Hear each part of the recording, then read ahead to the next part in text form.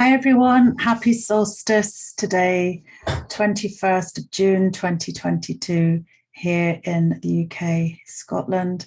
So I thought I'd just tune into this time of year and just say hi and just share some nice imagery.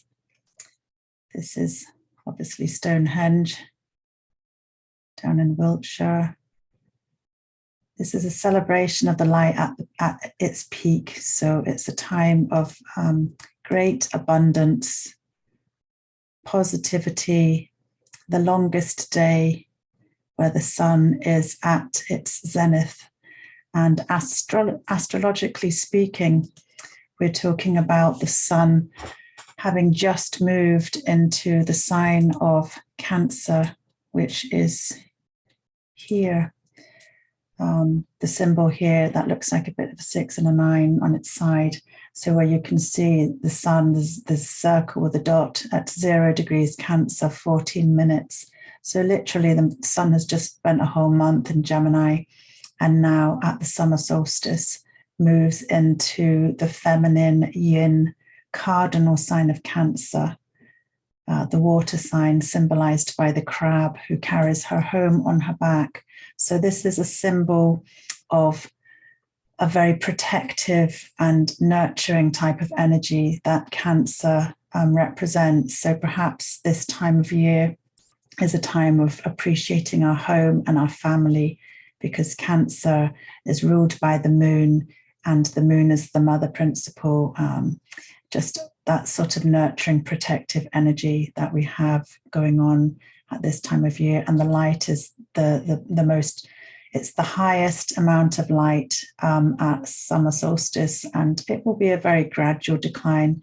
I was speaking to somebody yesterday when I was out cycling, and this person said, oh yeah, but after summer solstice, the light starts to go, but it's a very gradual recession of the daylight. So what I was focusing on was the fact that the light will continue to help the harvests and ripen the fruits and the berries and the seeds to fruition here in the Northern Hemisphere, is what particularly when we have a slow start to our growing season.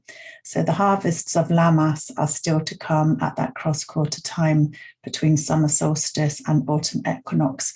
And Lammas will be sometime in Virgo, around about here somewhere. So yeah, the cross-quarters coming from there to there. What a mess I'm making. Anyway, you get my drift. This is a very spontaneous video today. And also, what else is going on here? We've got the moon in Aries, so a fire sign moved out of Pisces. So the moon in Aries can be quite impulsive, quite quick to do things, in a slightly impatient, rushed manner. Aries being the sign of the ram.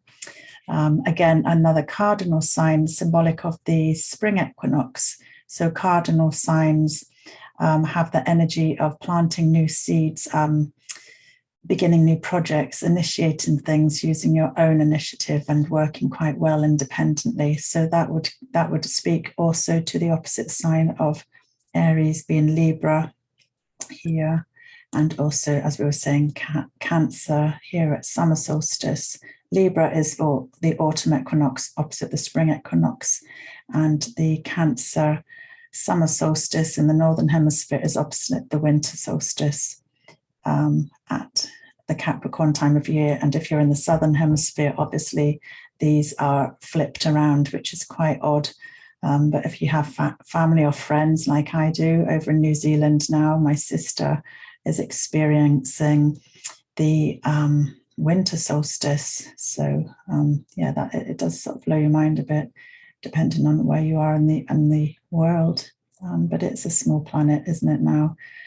With all our ways of communicating with technology and Zoom and instant messaging. So back to the astrological placings, you can see there's actually quite a lot going on in this sign of Aries here. You have the moon. Actually, it's exactly conjunct, pretty much. It's 6 degrees conjunct Jupiter in Aries. So again, Jupiter is the largest planet to the solar system, and it's very expansive. It represents good fortune, growth, exaggeration, gifts and rewards. So it enhances that fiery nature of Aries, doing things quite quickly and impulsively. And the moon is exactly conjunct, apart from, well, it's coming to the exact minute in about 6 minutes' time. We have Chiron also in Aries. Chiron is part of the Centurion asteroid belt. Didn't mean to do that, and do that. Here we go.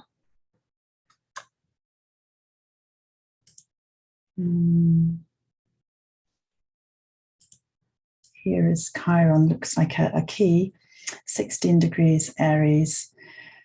Chiron is representative of the wounded healer, the centaur that was poisoned by an arrow and learned to heal himself with herbs and his wisdom, retreating into a cave and becoming immortal. So Chiron represents the wounds that we carry through our lifetime that haven't been healed, that need acknowledgement. So that's quite focused in Aries, the fiery ram sign at the moment, but we all will have our Chiron in a different placing in our natal chart. At the moment, we also have Mars in Aries, and Mars is the fiery warrior, the courageous one, the one that will fight his battles, the one that will strike and use his weapons or sever ties with others if he feels the necessity to do so. Mars is at home in Aries, so he's very powerful. So we've all got this influence at the moment of the moon and Jupiter, Chiron, which is more sensitive but passionate, and this fiery, assertive nature of Mars in Aries at the moment. So that's giving us lots of power and energy. What else have we got going on? We've got Venus here at the end of Taurus, and Venus rules Taurus. So this is a very dignified placing for Venus. She is at home in this lovely earthy, slow, stable, sensual sign of the zodiac.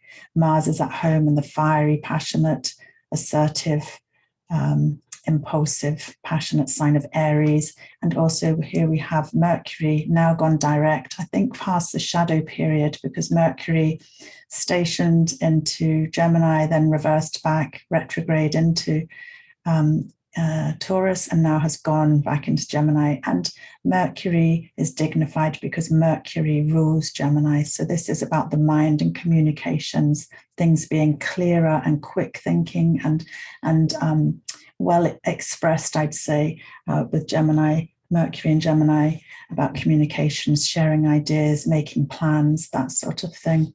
So all of those energies, and also here we have Saturn ruling the traditional sign of Aquarius. The ancient ones gave Saturn the rulership because Saturn was the most distant planet of the solar system.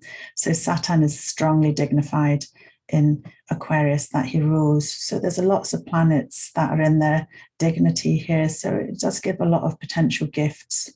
So I'll just say happy solstice again, and I hope you enjoy hearing a little bit about the astrology. I try not to overwhelm, but if you have a natal chart reading, it can be quite overwhelming because there's so many details to share.